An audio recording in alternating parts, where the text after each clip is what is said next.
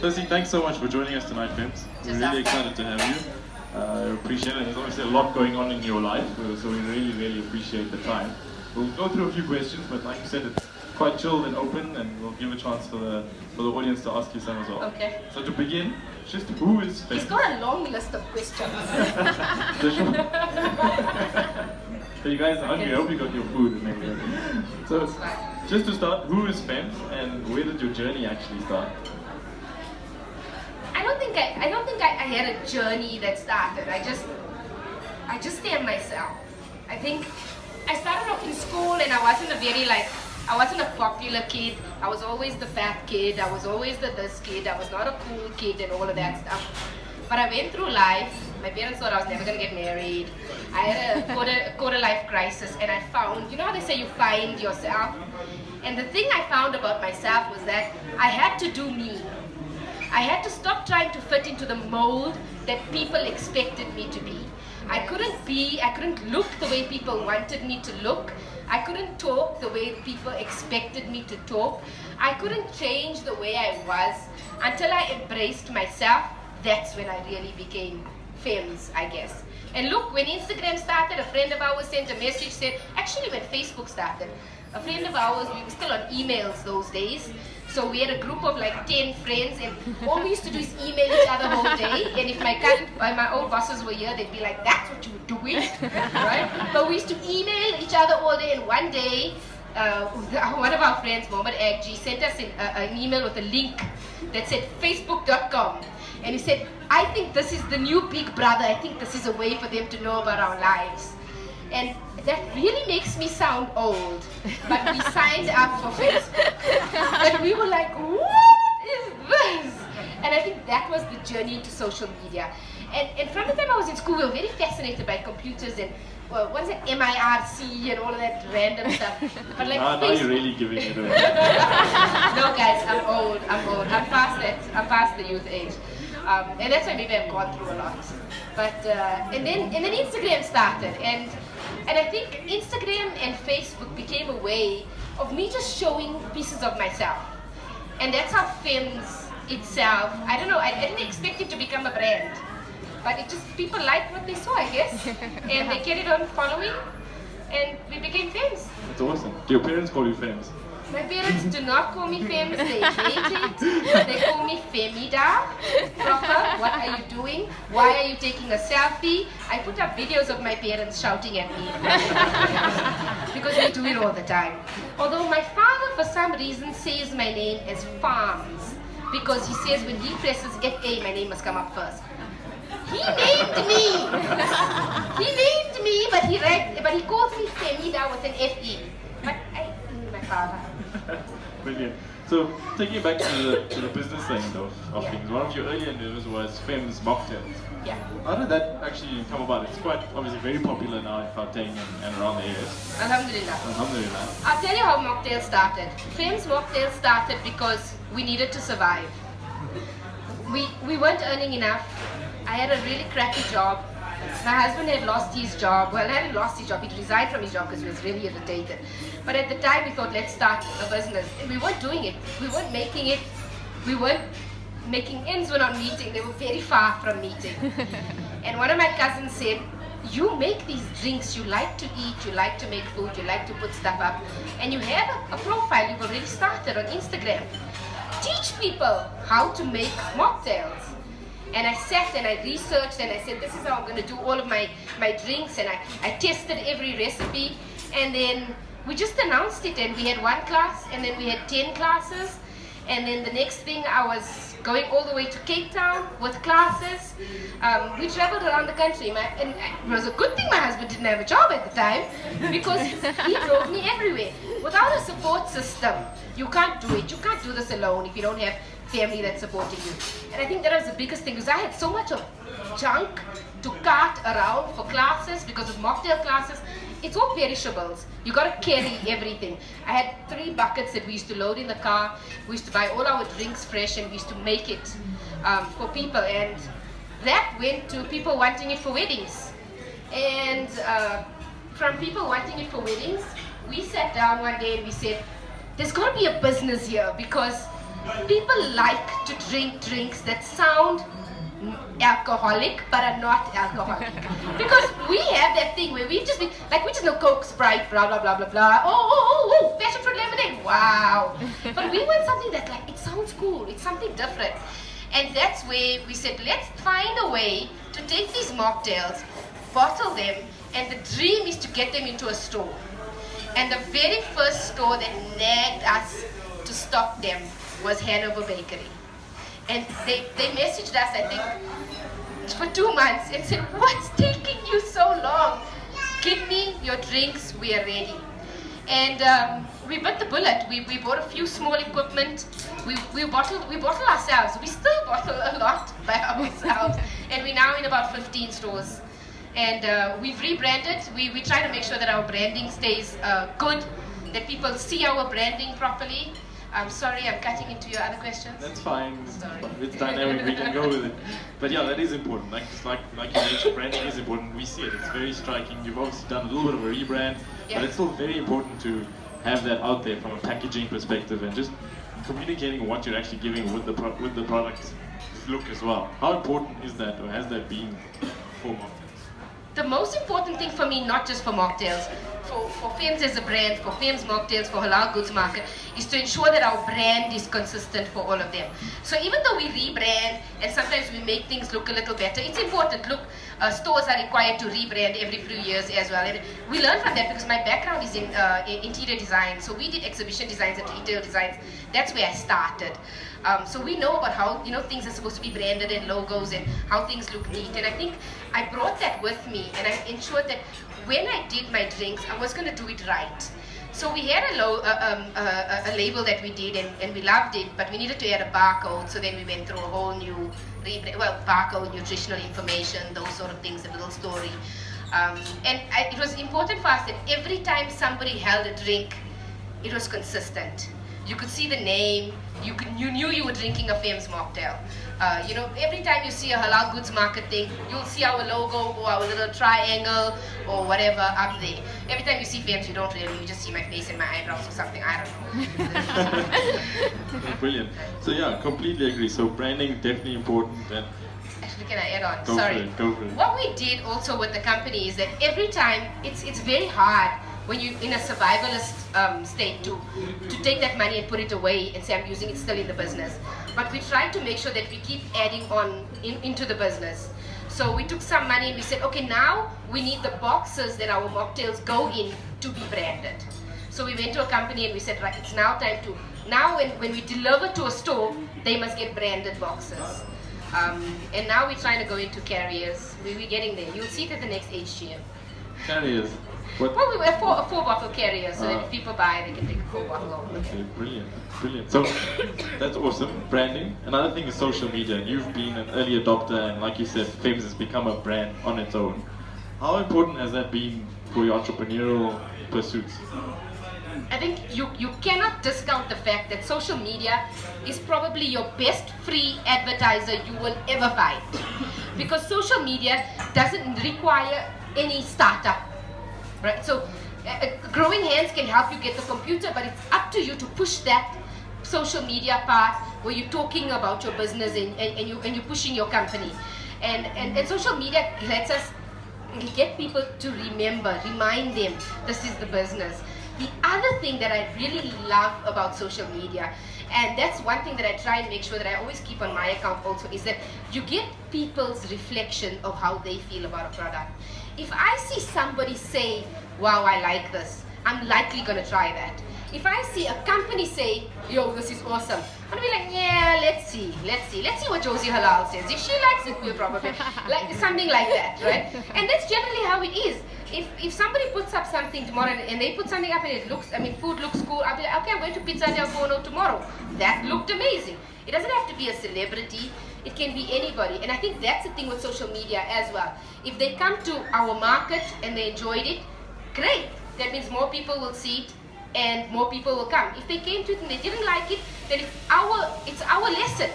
That's where we take criticism and we say, this is how we can do it better. They didn't like this about my product. How can I learn from that and make it better? And how can I engage them to make them a happy customer? totally, it becomes a feedback loop for you to refine and make sure that you're giving people what they want. I think that's really, really key. You obviously have a passion for well put together products, Fehmz Mocktails being one of it, and servicing the halal market, which is for the halal consumer or Muslim-ish consumer, not necessarily Muslims only, but people that ascribe to Muslim the Halaal Goods ideals. Market serves halal, but it's open to everyone. Exactly. So it's not for Muslims, it's for Muslims and everybody. Yeah. It's everyone. Which is similar to what we do as well. I mean, the idea is for all people to come and entrepreneurs that care about, making different things happen in the environment. But what led actually to this idea to start the Halaal Goods Market idea, and what got you to its fruition? I'll tell you what, a few friends of mine, we used to discuss about how when we go to markets, we never find halal food. And this was years ago. We were just like, every time we go somewhere, we can never really find good halal food.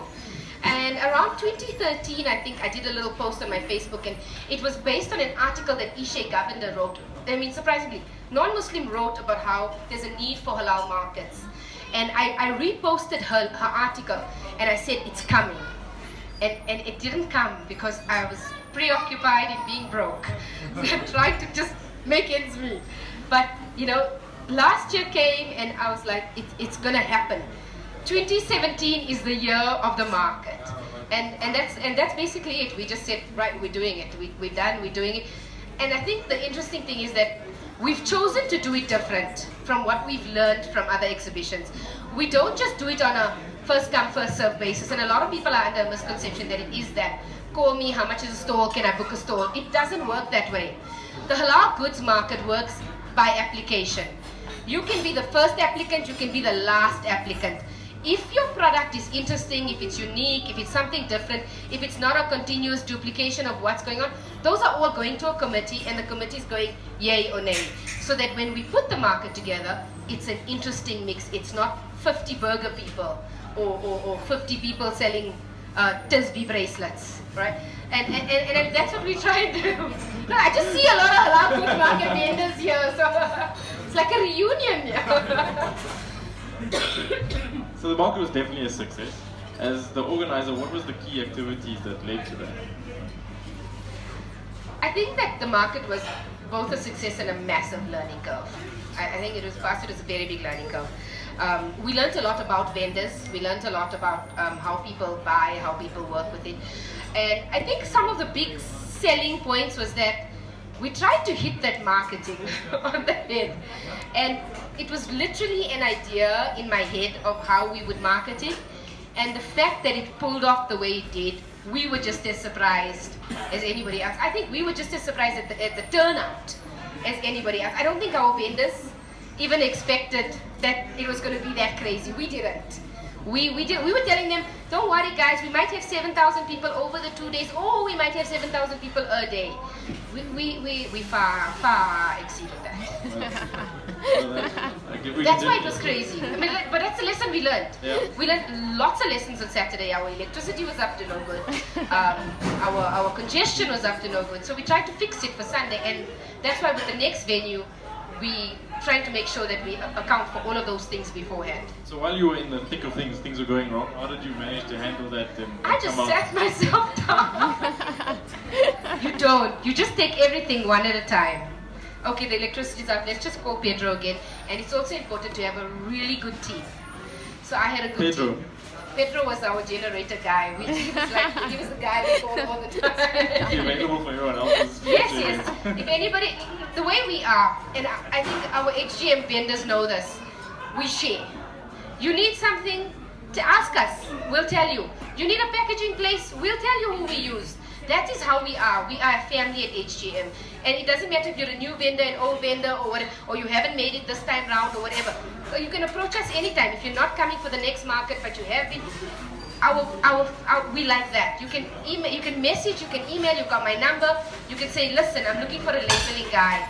And I'll say, this is who I use for my mocktails. Go to them. Why not? 100%. Being it's open sourcing business, it makes a big difference. The more business they get, maybe the better price I'll get. Affiliate marketing.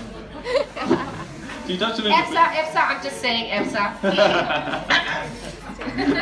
EFSA does our card machines for HGM. So, so you touched on it just now that what you do is you actually curate the list of vendors. Yeah. It's not a free fall. It's not a first come first serve. What goes into the thought process in deciding who to allow? We look at what they do. What do they do? What do they make? How do they make it? Not everything is completely South African made. That's what we wanted the market to be like, but we realized we can't not let Coke be there because people just want a Coke with a burger. But what we also realize is that a lot of people try and replicate the same things, and not that people are not doing burgers well. We're not asking them to reinvent the wheel. We're just saying, look at stuff that we can't ordinarily get and bring it. Like the Chings, they bring Korean fried chicken. I've never had Korean fried chicken in my life. I want that stuff. People tell me Peking duck. I'm like, I want to taste Peking duck. But we don't always get that as halal. And that's what we want. We want vendors that are thinking about these things and saying, let's bring something interesting to the market, you know. You got an interesting pie fillings, bring them. You got coconut samosa, milk tart samosas and stuff. Somebody wanted to come with boober ice cream. And we said, come with your boober ice cream. We want to taste that. Okay, unfortunately he can't make it, but next time we're going to make it. Boober ice cream. I'm telling you. Okay. Boober ice cream. Wow. It's on. It's interesting, it's different, that's the thing. 100%, it opens a whole new world to... And you know, this guy might not know, he might not have a market, and he might develop a market thereafter. He might get people who like it, he might get people who hate it, and that's the same thing. When I did mocktails, we did 10 mocktails in a class, and I said, some people are going to like this flavor of a mocktail, and some people aren't. Some people are strawberry daiquiri kind of people, and some people are pina colada kind of people. And that's just how we are in the world. And there's enough money to make of strawberry daiquiris and pina coladas. 100%. So being in the market was definitely a phenomenal, became a very phenomenal marketing platform for most businesses. I know my wife and I were there twice, so we got to see a lot of the guys twice. But how do you, as a vendor that gets selected, how do you make the most use out of that? Market yourself as much as you can. Speak to every vendor. Don't sit on your phone. I know it's stupid things, right? Yeah. But when you're sitting down and you're looking at your phone and you're thinking, I need to post now on Instagram, there's somebody walking past your thing now that you can engage with directly. And I'm not saying don't post to Instagram. Get somebody to do that. Hire somebody to do that stuff. But you, the person, you, the maker, you, the person who can talk about that product. When you see somebody, grab them. 100%, 100%. The only way. Yeah. So, from a lifestyle perspective, so going back a bit away from the business side, juggling being an entrepreneur, a wife, a mother, and having your public service job, being on social media all the time, and still be able to get all these things done, it must be very challenging. I don't know what I'm thinking most times. I don't know what I think my biggest mistake this year, and I don't mean this in a bad way, was to take on studying as well. I think that was the biggest mistake I made. I'm stretched to the max. My kid is saying mommy, mommy, mommy there on the back. But I think I have a good support system. Yeah. My husband supports me, but also I'm totally nuts. I don't know why I'm doing this. I sit back and I think, I love that adrenaline. Like I love it, like to do Halaal Goods and then to see everybody there. Everybody sees me in a whole other mood because I'm like, don't talk to me, just go to your stand, or whatever, you know. And I love it. I love when it finally comes together, and then we sit back after the show and we're like, wow, we just did that. Every time we announce something, like if I announce something on Mocktails or I announce something on HGM, my husband and I, I'm so sorry for the elders here, but we look at each other and we go, shit got real. Because it does. It's time. Now, you've said it. You've got to do it. Yeah. We have an exciting launch for Fehmz Mocktails coming. Where you guys will be the first to know. We're launching a new flavor just for summer. And we both like, shit got real. We made a whole lot of stock, and if it doesn't sell, we're screwed. It's launching at HGM as well. Oh, awesome. And at Sanlam HNC the week after. So we're crazy. We nuts. Sanlam HMC. Sanlam HMC is very interesting. I don't know if anybody's heard about it. It's a Sanlam handmade contemporary fair. It's a South African concept. Sanlam supports it. It's done by Art Logic. And what they do is they look for people who are doing stuff in South Africa. What are you making here? What are you selling here? It's on the rooftop of Hyde Park Centre. You've got to apply. It's also a curated fair. You've got to send through samples. You've got to go through a whole selection process. You gotta send them everything. I felt like I was sending them like everything at some point. Save to where I was living and my shoe size. But yeah, and I don't know that. I've been to the platform, I've attended the platform. As a business thing, I don't know whether it's going to be successful or not. And let me tell you something, the costing of that in comparison to anything I've been to is unbelievable. But at some point, we've never really taken our brand and marketed it out there where we've paid for something to get it there. But we're trying to break into more target markets. So we have to try and employ these sort of things to say, okay, how do we get there? So we continue to do our social media marketing for Fehmz Mocktails, but we want to see whether there is a market for it further than the current community. Not that we are unhappy with community supports us. Without the community support, we wouldn't be in 15 stores. But definitely, you got to look at growth, especially if you want to have the we want something sustainable. Exactly. The one thing we did with mocktails also, I'm so sorry, I have verbal diarrhea, I'm sorry Uncle Harun, but you took some of my time. But the one thing we did with Fehmz Mocktails is that we said that we wanted to make sure that our product got into stores. So we were it sounds like we were very harsh, but when people approached us and said we wanted to sell from home, we said no, because we really wanted to be in a store. And we really wanted that, and we stuck to it, and somehow we've gotten it. We're in stores all the way down to Newcastle. It's not very far, it's not a lot, it's a little bit. We've got a store in Rustenburg, we've had one in Durban. So we're getting there slowly. We've got the Benoni, if you're in Benoni, meneer, let Lazizas go support us. But yeah, and if your local store doesn't have it, ask them for it so they can contact us. Brilliant. So just to close off before we go into questions from the audience, the next Halaal Goods Market, 7th and 8th October at 1 Fox. Very excited, we'll definitely be there. But beyond the new flavor, the summer flavor, what else? Where to next for Fehmz? I think for now we want to concentrate my efforts. I want to finish my studies off that I'm doing this year. I want to take next year and I want to concentrate on HGM, on whether it's a sustainable brand, whether it's something we can continue to do. We'll continue to go quarterly on it. We're very excited about the new venue because it's bigger, it's nicer, it's got very cool parking. I mean, the sheds, the Newtown area is so nice, it's so redeveloped. It's a very cool, very awesome place. We hope to see everyone, their parents, their grandparents, their cousins, their mothers, their sisters, their brothers. Please tell everyone to come through there. We're also doing, this time we are doing a VIP buying time so that anybody who doesn't want to come with the public, right? From 8 to 10, you can buy tickets on Quicket. We're only announcing it on the 15th of September, then bookings are open, but technically bookings are open, it's live.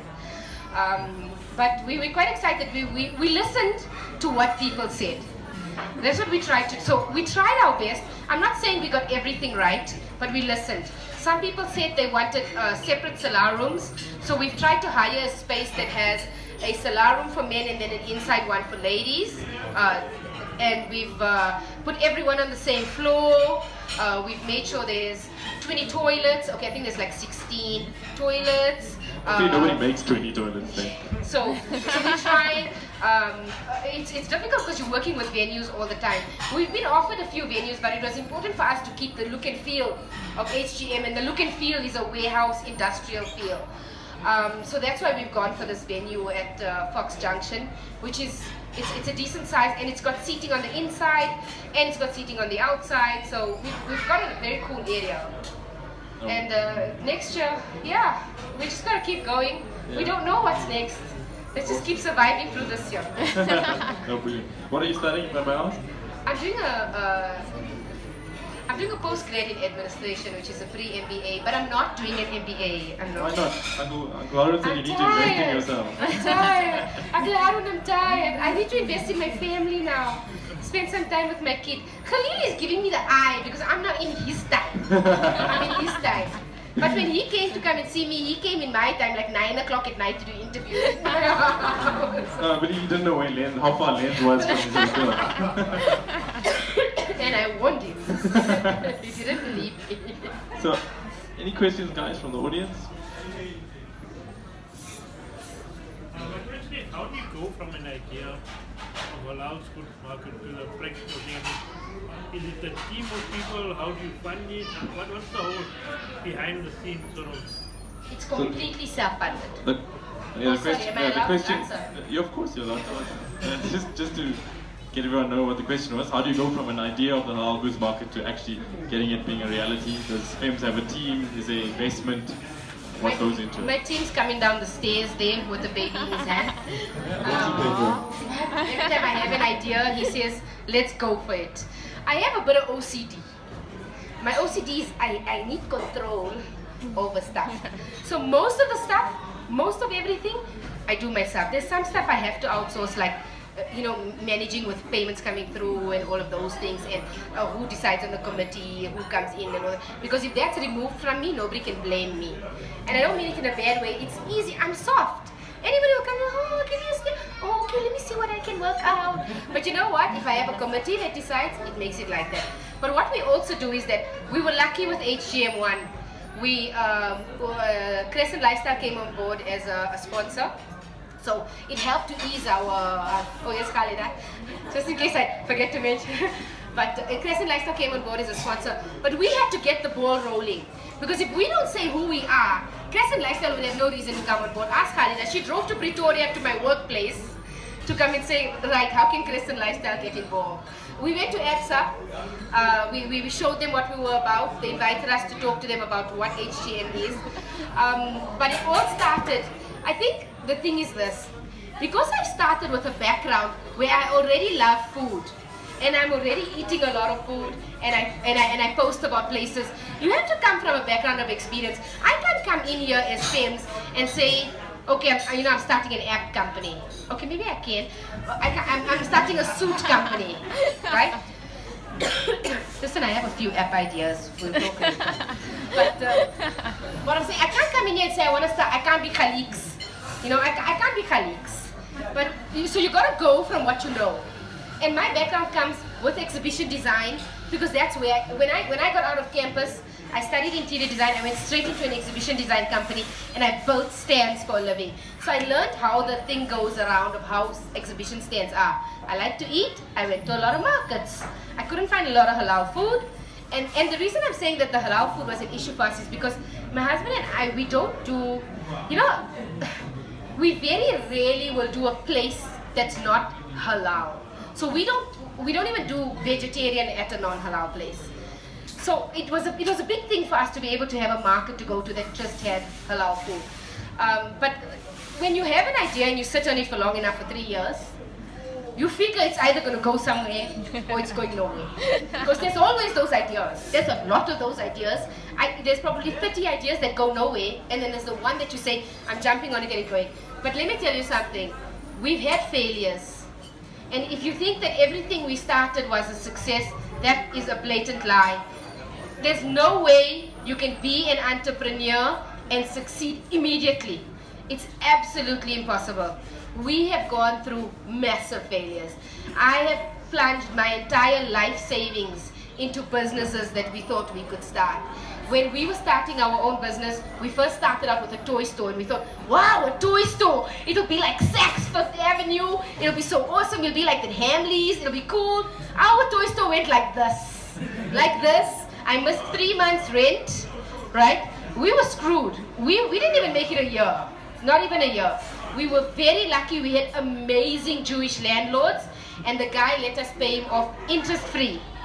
He let us cancel the lease, and we paid him off interest-free. And I was the only one who had a full-time job at the time. So, doing that together was hard. And we went from that, we changed houses. We moved, I think, 4 times in 2 months or something like that, to get to a point where we were just able to just save a little bit or not spend so much. And we were living off our credit cards. So you will have failures. And I think you can't let the failure get you down. You got to say, okay, I learned, because we learned stuff from that failure. Like, pay people, or make sure you price right, or make sure that what you're doing actually makes sense. Me, personally, and I commend the people who take stores and pay rent. I'm very scared of taking a store and paying rent. I need my business to be able to stand before I'm willing to commit to a rental. And I think that's the same thing as Uncle Harun was saying. I'm scared to take a loan. Because when I couldn't pay my credit cards, it was just too scary a situation. I was borrowing from Paul to pay Peter. That's exactly what I was doing in your head. If you ever wonder what that is, that's me. Right? And today, alhamdulillah, our ends, they just meet. And that's what we need. We've got contentment and we're happy. But we had that business. We had another business with Freddy's, where it was just a delivery. We were delivering fresh fruit and veg. And we loved that business. Zaira was one of our customers. But it didn't work. It still died. It still died because we had already spent all of our capital in the other business. I had put my whole life savings in there. So we were living on no capital. And we were trying to take whatever money we make, we were trying to live off. And it's very difficult to start a business on no capital. And I think that's what we did now with the mocktails business, is that every time we made money, I saved it. Because I wanted to be able to give myself my own capital. And I wanted to be able to start Halaal Goods Market on my own. Because I don't want to be responsible to pay anybody a dividend or to pay anybody back. And if I can't make it, then I can't make it. Then we close the business down. I would rather do that. Yeah, totally. So your base capital comes from your customers. It comes with no strings attached, and it's proof that what you're selling actually makes sense. That's awesome. Before I go back, go ask the not it, guys are still gonna grill you some more, hopefully. You go to Pretoria every day from Lens. Wow. I'm a very happy public servant. Okay. I have a very lovely minister, Lindy Wezulu. She's fantastic. I work in the most amazing department, although it doesn't seem like we do anything. I work at the Department of Small Business Development. And the point of the department, and that's I think where my passion comes, when we look at HGM and we ask the people, what has been your return on that investment? Have you gotten orders afterwards? Because I work in a department where that's also important to us. Uplifting small businesses, seeing how they develop is important to us. And I think that continues to grow that, what do they call it? Your CSI personally. It's your personal CSI almost, you know? Sorry, there was a question.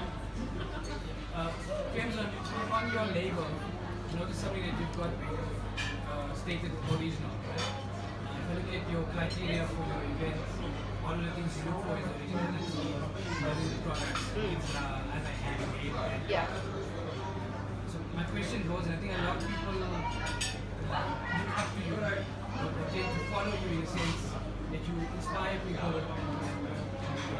create an environment for other people to focus on their businesses as well. One of the things I picked up since Market started to help business and sitting here today, I've heard stories from other people. And unfortunately, we see this a lot in other Muslims. They copy ideas of people who are. So, my question to you is, how do you encourage these people who have come up with these unique ideas to continue doing what they're doing, even though our fellow Muslim brothers and sisters are copying those same ideas? And obviously, that's something. It seems that you probably face something similar because your label does say original. Hey, we just say it's original because we like people to remember that it's us, right? There's nothing wrong with competition, and if somebody's copying you, so what? Just keep your head down, keep working, right? Now, we let people copying us anyway. So the way we make it different is that we say original, so that people know it's us. There's nobody out there saying we're selling Fehmz Mocktails, right? So we have it's a cheeky word to say we're the original, and it's okay. And if other people are going to copy us, it's fine as long as we did it first. You know what? You can say as much as you want about people copying you. You can't stop them unless you trademark. And you have to trademark it, you've got to be so original on that idea that nobody else has that idea, right? Or you can trademark, you can patent, right? So patent has to be a new innovation, right? And a trademark is when you trademark just your brand, your name, your whatever else. So when you look at stuff like that, you've just got to say, I have to keep innovating. So if somebody keeps looking at me and going, I want to make a drink like Fehmz, I'm like, okay, now I'm making a drink like this. Now I'm making a drink like this. So you just keep going forward. Because what you're doing is, you're leading. And as long as you're leading, it's okay, it's hard, it hurts. It hurts like hell. You sit at home, you cry, you want to kill someone, you swear at your husband. Poor guy, he didn't copy you, right? MK, we feel for you, man. Right? You complain to your friends, you like, what does this person think of herself, blah, blah, blah, blah, blah. Then you go onto social media and you don't complain. If I can tell you anything, please don't use your platforms to complain. If you have a business platform, please don't use it to say, oh, blah, blah, blah, original copiers and copycats, and please don't. Because you know what? You look bad. I have never, and I don't do it on my page. I probably have complained once or twice because people are always telling me I'm fat. But anyway, I try not to, I let it go. Let shit go. Let stuff go. There's some stuff you just gotta let go. It's not worth it. Because the people that know you are gonna come get your product from you. They're gonna taste that guy, or they're gonna try that guy's Tisby, and it's gonna break, and then they're gonna say, I should have gotten it from Pearls of Paradise. They're gonna taste my mocktail, and they're gonna say, Pizza del Fono should have stocked Fehmz Mocktails. I mean, why are they trying to give me passion for lemonade? Everything's a punt. If you're not selling your business, guys, you need to. I mean, we're all gonna invest in Rosh Gold now, right? Yeah.